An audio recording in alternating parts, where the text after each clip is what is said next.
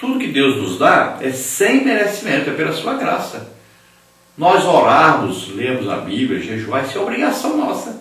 Nós não estamos fazendo nada além do que é para fazer, não.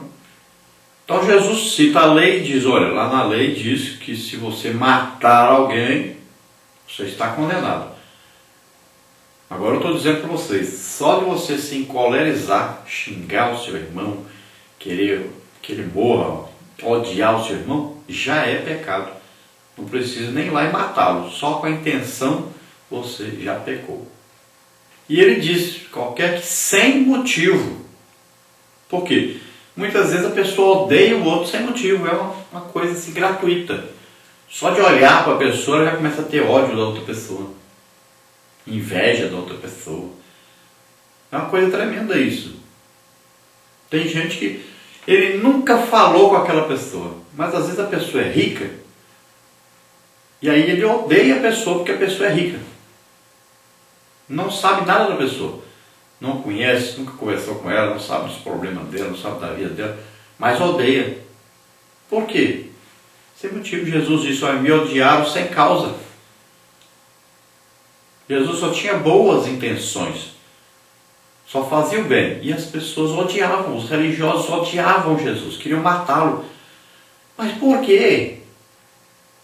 O que ele fez de mal? Nada. Era o quê? Por inveja. Olha só. Então é terrível isso. Então Jesus está dizendo, olha, se você vai lá dar uma oferta para Deus e você tem isso no coração, ódio por alguém, então vá lá, conserta a sua vida primeiro, conserta essa coisa aí. Converse com a pessoa, tenha contato com ela, veja lá que não é o que você está pensando. Às vezes você acha milhões de defeitos numa pessoa, sem conhecer a pessoa. Se você um dia conhecer a pessoa, talvez todo esse ódio acabe. Então nessa lição aí nós estaremos estudando as seguintes partes e tópicos. Primeira parte, bondade, o firme compromisso para o benefício dos outros. Tópico 1, a bondade como fruto do Espírito. Tópico 2, a bondade de Deus. Tópico 3, um homem bondoso e uma mulher bondosa. Parte 2, homicídio, a destruição do próximo. Tópico 1, não matarás. Tópico 2, aborto, a morte de um inocente indefeso. Tópico 3, o primeiro homicídio. Na parte 3 nós temos aí, sejamos bondosos e misericordiosos. Tópico 1, servindo ao outro com amor. Tópico 2, ajudando o ferido. Tópico 3, ajudando os irmãos. A introdução diz o seguinte, você já teve o coração transformado e regenerado pelo Senhor Jesus? Então, não há mais espaço em sua vida para sentimentos e desejos que faziam parte da sua velha natureza. Na lição de hoje, veremos que os maus pensamentos, mortes, adultérios, prostituição, falso testemunho e blasfêmias procedem do interior do homem, ou seja, da velha natureza adâmica. Mateus 15, 18, 19. Então veja bem, se o seu coração está ocupado com a palavra de Deus, se você está orando, está jejuando, estudando a palavra de Deus, então o seu coração está ocupado com essas coisas. Então não existe espaço, você tirou o espaço que existia para as coisas velhas, para os pecados velhos, para as ações velhas, os desejos velhos. Seu coração está ocupado com coisa boa. Por isso que o crente não pode ficar aí assistindo filmes, filmes violentos, que só ensinam a ter mágoa, ódio das pessoas, a querer matar as pessoas. Pode ver, a maioria dos filmes, lá tem uma pessoa, aí fazem mal para ele e ele vai agora se vingar. Olha só. E a vingança não pertence a nós, pertence a Deus.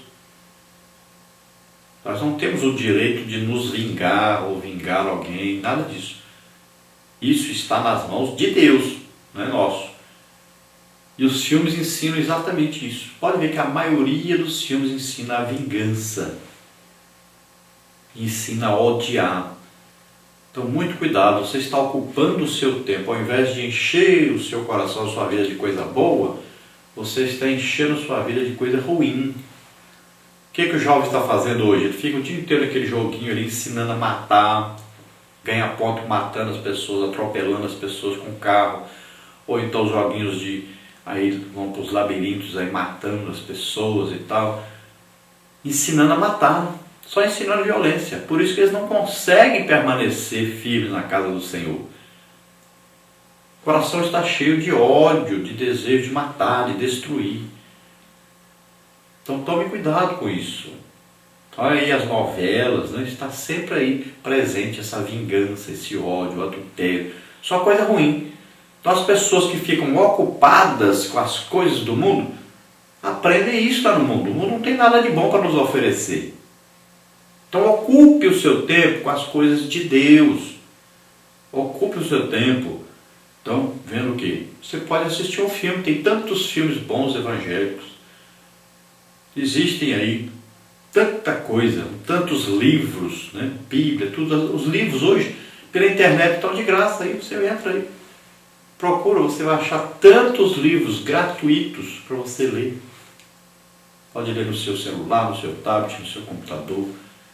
Então ocupe o seu tempo, lendo a Bíblia, orando, jejuando, fazendo a obra de Deus, visitando as pessoas. Quantas pessoas estão morrendo por falta de só um abraço? Então, você tem tanta coisa para fazer, ocupe-se com as coisas de Deus.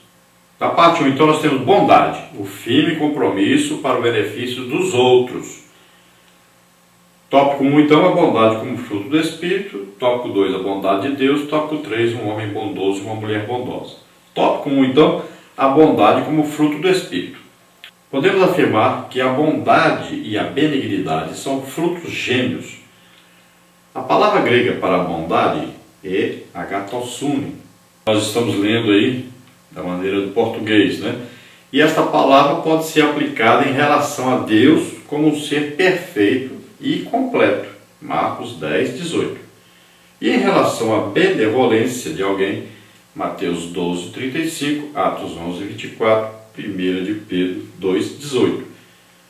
Como um dos aspectos do fruto do Espírito, podemos dizer que a bondade é uma qualidade nobre gerada por Deus nos corações daqueles que experimentaram um novo nascimento. João 3,3.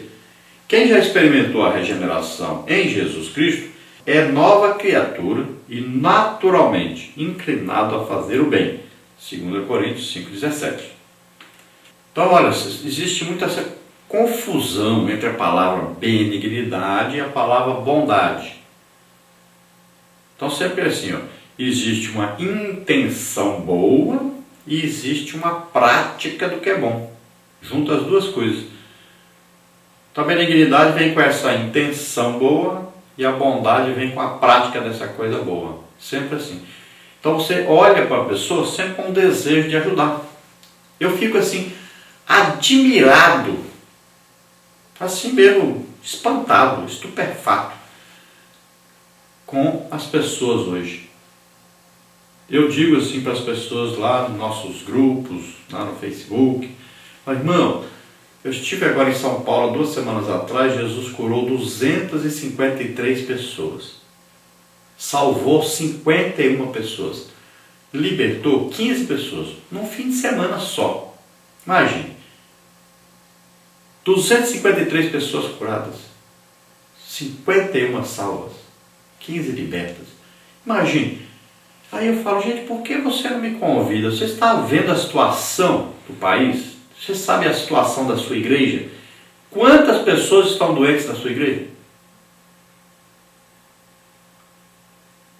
Eu acho isso uma falta de bondade, uma falta de amor muito grande. Se existe alguém que Deus usa para abençoar as pessoas, para que as pessoas sejam curadas, por que estão deixando essas pessoas nas filas? A pessoa faz uma consulta, para fazer uma consulta demora 6 meses. Pessoas para se tratarem estão aí passando 1 ano para serem atendidas, sendo que você pode ajudar. Eu não cobro nada de você. Eu quero ajudar. Deus me escolheu. É uma escolha soberana de Deus e pela graça de Deus, não tem merecimento nenhum. Me escolheu para orar e as pessoas serem curadas. E daí, Pedro, Deus escolheu. Vinha a pessoa de tudo quanto é lado. Pedro estava ali. Orava, as pessoas eram curadas. Até onde ele passava, as pessoas eram curadas. E acontece interessante isso. Às vezes a pessoa está na fila, nós estamos orando aqui, e a pessoa diz, olha, eu fui curado aqui agora. Na fila lá. Não encostei, não orei por ela nem nada. É coisa de Deus. A gente não explica coisa de Deus. Olha lá, Paulo foi na ilha lá, orou pelo dono da ilha, o pai do dono da ilha.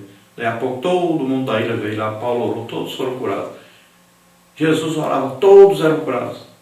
Isso é coisa de Deus. Ninguém explica coisa de Deus. E a Bíblia diz que quem sabe fazer o bem e não faz, está pecando.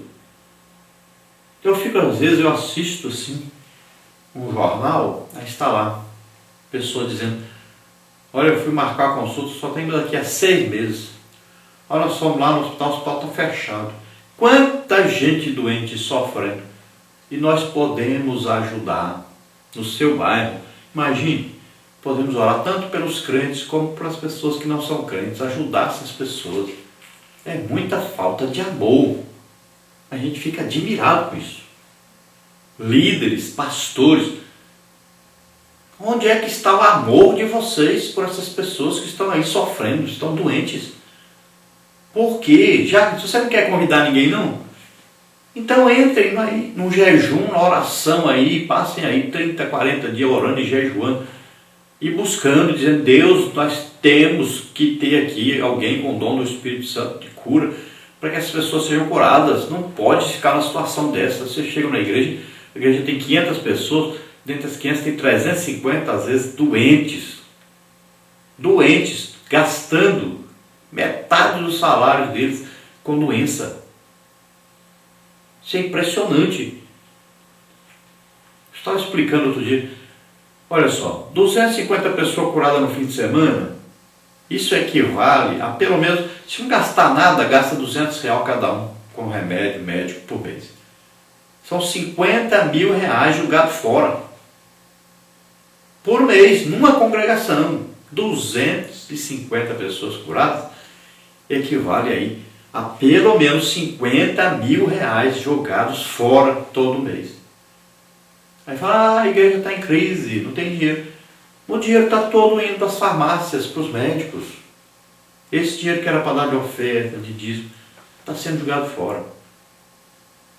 Então seja pelo menos inteligente e nos convide. Nós estaremos aí com todo prazer. Não estou atrás do seu dinheiro, não. Eu quero é ajudar essas pessoas. Deus me chamou para isso.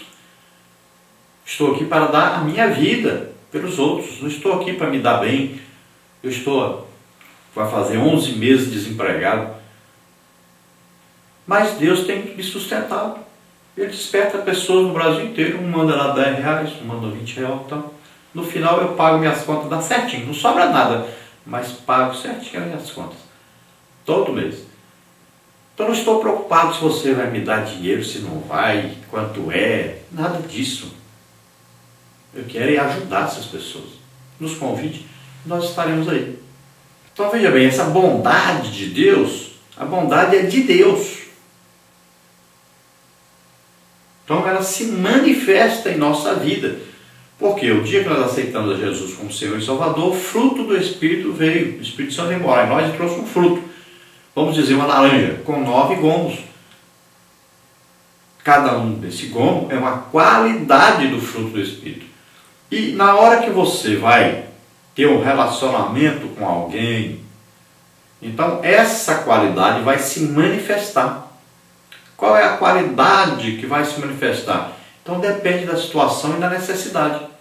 Houve a necessidade, então, de ser aí a bondade agora oferecida a essa pessoa, então ela vai se manifestar. Então quando você olhar para a pessoa, você vai sentir aquela bondade que vem de Deus para você ajudar aquela pessoa. Então, olha só, os dons funcionam assim. Por que a pessoa tem um dom do Espírito Santo? Porque ele tem a intenção vinda de Deus, a intenção de ajudar as outras pessoas. Você vê a necessidade da pessoa e você deseja ajudar. É por isso que, por exemplo, eu estou no ônibus, tem alguém doente, eu pergunta à pessoa, posso orar? Ora, a pessoa é curada.